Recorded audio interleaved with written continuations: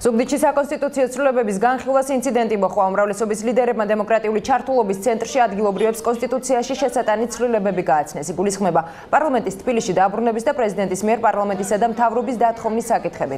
ინციდენტის სხდომის დაწყებისას მოხდა შეხვედრაზე მისული მოქალაქეების ნაწილმა ზუგდიდში უმცირესობის წარმომადგენლების გამოჩენა გააპროტესტა. აკაკი ბობოხიძის სიტყვით გამოსვლას ასევე დაპირისპირება მოჰყვა, რის შემდეგაც საპარლამენტო უმცირესობის წარმომადგენლებმა პროტესტის ნიშნად დარბაზი დატოვეს.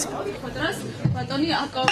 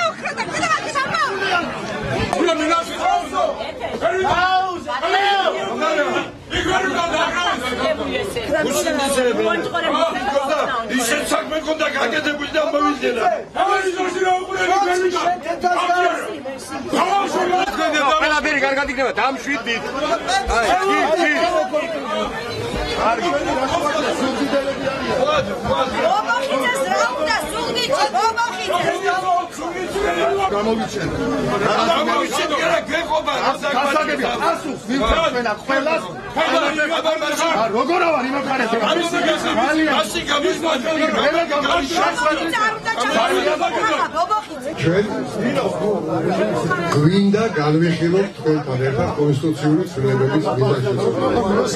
ჩვენ ამ განხილვისას თითოეულ ჩვენთაგან მოუწევს მოისმინოს ისეთი მოსაზრებები, რომელიც მოსწონს, ისეთი მოსაზრებები, რომელიც არ მოსწონს.